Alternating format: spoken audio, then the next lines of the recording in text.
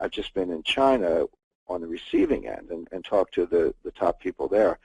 And I said, well, why is it that the Army and the paramilitaries always move the gold? Why can't you move it yourself? And they said, we're not allowed to have guns. And it's an obvious thing when they say it, but it really struck me. I was like, yeah, you're right. You're not allowed to have guns. But, what good is a bank armored car if you can't have armed guards? So one reason they use the military to move it around is because the banks can't have their own armored car services because they're not allowed to have armed guards. They just can't have guns. So the way it works is that a plane will leave Switzerland, leave Zurich. It could be any cargo carrier, Chinese airline, Swiss airline, whatever, with a Brinks consignment on board from, Argor or Tampa, one of the big Swiss refineries. That plane lands in Shanghai. He said, but when the gold comes off, Brinks is done with it. There's no Brinks in China because what I just mentioned, which is they can't carry guns. And so it goes into either a paramilitary or military convoy, and then it goes to the vaults. So that I thought was interesting. The other thing I learned was that, so I said, okay, I have a pretty good handle on Chinese gold purchases. I know from geological surveys what their mining output is. I think I know how much gold is going into China. But what I don't know is of Shanghai Gold Exchange sales, which they're pretty transparent, how much of that is private versus how much is the government. And I was sort of guessing like 50-50, 70-30, whatever. What they told me, and these guys are the dealers, they said it's 100% private, meaning he said the government operates through completely separate channels. The government does not operate through the Shanghai Gold Exchange. When they want gold, they order it themselves, they bring it in through their agents, they take it themselves, and they vault it. That none of what's going out of the Shanghai Gold Exchange is going to the People's Bank of China or the State Administration of Foreign Exchange. They've got their own channels. Well, that kind of hit me right between the eyes because I was like, man, you guys got more gold than I realized, because if I know China's getting gold, I've heard that from other sources, but if that's not coming from the Shanghai Gold Exchange, that's just coming straight in through government channels, and all the Shanghai Gold Exchange is private consumption, then China is basically hoovering up all the gold they can get their hands on, which is completely consistent with what we heard in Switzerland and what I heard from other sources in Shanghai. I just kind of shake my head. I mean, why institutions think that they don't need physical gold or they shouldn't be getting it now while they still can is surprising to me, because the shortages are just going to get worse and worse. I don't care what the COMEX is doing. I don't care what ETFs are doing. That's the paper gold market, and I understand it sets the price. I mean, the price is the price.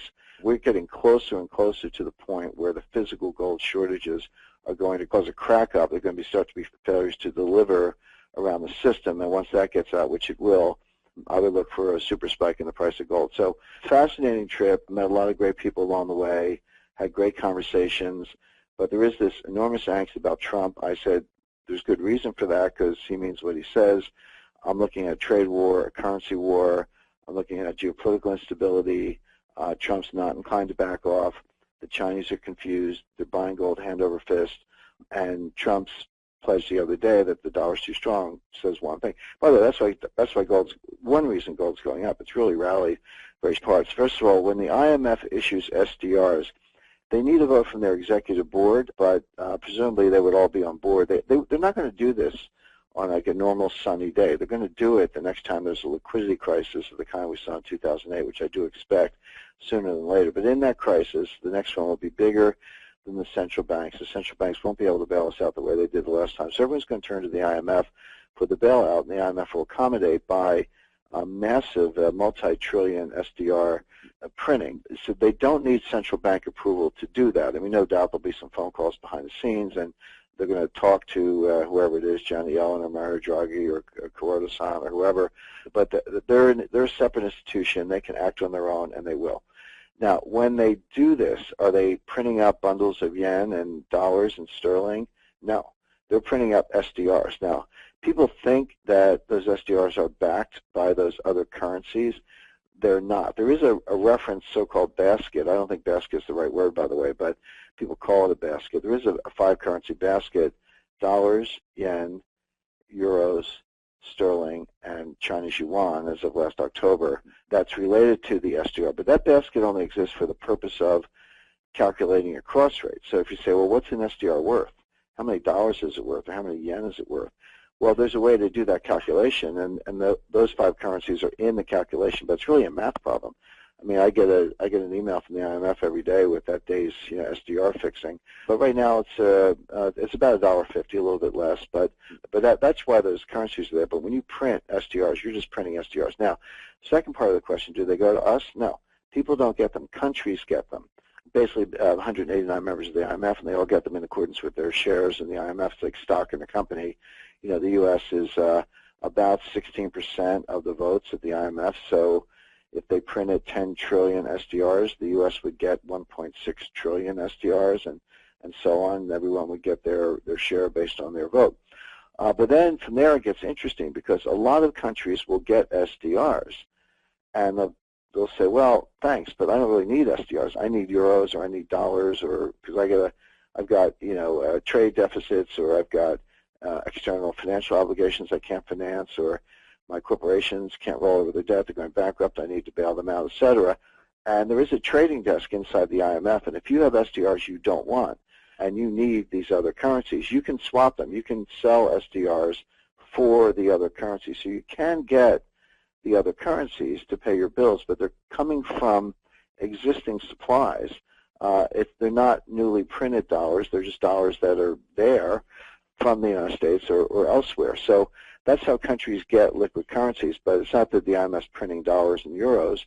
It's that they're printing SDRs, and people who get them can, in effect, sell them through a trading desk in the IMF to get dollars. Now, who's the buyer, right? So if I'm Hungary or Zimbabwe or anybody, and I want to sell SDRs because I need something else, who's buying those SDRs? Well, one buyer is China, and China's buying the SDRs because they're trying to get out of dollars. So there's a big, kind of game of musical chairs going on here behind the scenes, and these values can fluctuate. But one thing for sure, I mean, I don't need to get too down in the weeds in terms of a technical lecture on how the SDRs actually work. But one thing is certain: this will be inflationary. I don't care if you call it, SDRs or banana peels.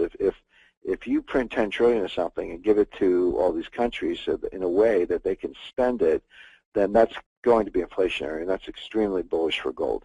I mean, it's super bullish for gold. So I see two endgame scenarios. One involves actually going to a gold standard, which I'm not predicting, but if they did, then that would mean gold at $10,000 an ounce. It has to be $10,000 an ounce, because any lower price is deflationary, which is the last thing you want. There's math behind that. Or if they don't go to a gold standard, they're going to have to go to SDRs, which is just inflationary, which means the dollar price of gold will go up. So gold goes up either way in this scenario. There are some efforts at a private SDR market, what the IMF calls M-SDRs, M-SDR. M stands for market. That market's taking off. They have a 10-year plan to do that, but in my view, they're not going to get that far. This crisis will come before they finish their 10-year plan, and then they're going to have to go to SDRs on an emergency basis rather than a gradual basis, and then that's just going to be the response to the next financial panic. I'm going to continue this conversation a little bit in regards to the gold market, and something that you said just a few minutes ago, Jim, that I think is really interesting is that these shortages are going to continue and probably continue to get worse, and I think you're right on the mark in regards to that. I think a lot of the market is well aware of how gold has been moving from the west into the east, largely into China and India. The demand from China going back over the last probably 5 to 8 years has been continually getting stronger. And something that a lot of people may or may not know, if people are familiar with sort of the gold story and follow the gold markets, they might already know this, but there are a lot of people who are taking a look at gold who've never really considered it before. And something that's important to point out is that gold that goes into China is like going into a black hole. And what I mean by that is that once the gold goes into China, I don't expect that we'll be seeing it anytime soon, and maybe never, because China does not sell its gold into the market. The only gold that ever comes out of China, I saw an article the other day that some was smuggled out, but China doesn't sell its gold on the world market. It sells it internally, and any gold that is sold from the private sector, according to the law in China, has to be sold to the People's Bank of China, which is the China Central Bank. And I also concur with what you were saying in regards to when Chinese official buying is going on, this is the Chinese central bank, they don't report those figures. And, I've suspected that for many years. I mentioned it in an interview that I did a couple of years ago, that I don't think we really had any kind of official way to measure the central bank's demand. The important part of the whole black hole issue is that over the years, as the West has been selling off, and you can measure this just looking at gold flows. Like if you pay attention to gold flowing from countries like the United States, countries like the UK, where the majority of the gold is held for the largest Western ETF gold funds in the world, and just watch where it goes as that gold is drawn down. When those big ETFs sell off, the gold leaves the United Kingdom. It goes through Switzerland. It gets re-refined into 1 kilo, we call it 4 nines fine, meaning 999.9 parts per thousand pure, which is the Chinese requirement. And those bars get shipped over to China. And there has been a lot of speculation that at some point those bars would come back on the market. We'd see big 400-ounce bars reintroduced into GLD inventory, things like that, but that hasn't happened. So that's pretty good proof that what's really happening when the West sells off its gold is that it's moving through Switzerland into China. There's been a really interesting dynamic that's occurred since the end of Q4 2016 to today. And that dynamic is yesterday, GLD had its first gold inflows into inventory since November 2nd. And for those of you who are not familiar with it, GLD is a Western gold ETF. It's sort of like the flagship gold ETF. It's run by bullion banks. So bullion banks are some of the largest banks in the world. That includes banks like the 5 market-making members of bullion banks are HSBC, Goldman Sachs, Citibank, JP Morgan, UBS. So sort of the regular suspects there. But the reason this is so interesting is that one of my colleagues just recently mentioned to me that the GLD inventory is way down, which is true if you measure it from the peak of 2016. But the truth is that as the gold price, USD gold price I'm talking about, passed through 1180 or so, the previous 2 times it did this, the inventory was 100 tons less than when it did this time.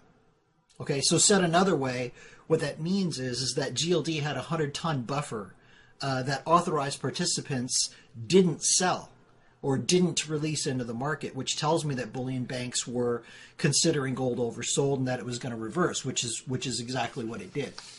From the last time we had this webinar last month and we were talking about this. So what accounts then for the rise in the USD gold price back to 1200 if GLD inventory wasn't moving and if the West wasn't buying? What it means is that the slack was picked up by other major non-Western demand spheres. So we're talking China, India, before the West started buying again. And that's really just been in the last couple of days. So why this is important is that GLD is a pretty good proxy for measuring Western demand, measuring Western buying. And in particular, it measures hedge funds and speculators. So when you have a lot of speculative buying or hedge funds are entering the market looking for price gains on the price of gold moving, they typically use GLD as the vehicle to do that. In 2016, there was a big run-up in the gold price, obviously, and that was driven mostly by Western speculators. So that went up to a peak. Obviously, these hedge funds all exited towards the end of 2016, and that brought the gold price back down to around 1129. But here's the interesting part. Strong hands took the gold price back up to about 1200 with pretty much no help from hedge funds. And what that means to me is that Western speculators weren't involved bringing this price from 1129 back up to 1200. Yes, there is a market vector where the USD is a pretty strong lever on the gold price, and the way you can measure that is if you watch the USD price. When the USD price or the US dollar is strengthening and all other currencies are weakening against it and vice versa, that's a pretty strong vector. The indication here is that this has happened without a lot of help from Western speculators, and what that means is as that inventory was running down and moving over into China, into the black hole, so to speak, all that gold that went over there is not going to be available the next time the hedge funds, etc., are jumping back into the market.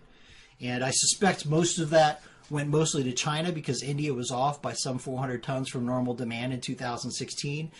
What it means to us is that when Western speculators do step back into this market and that gold is not available, if the beginning of 2016 is any indication of tightness in the market, I think that the next time the hedge funds and speculators from the West step back into this market, it could be pretty energetic.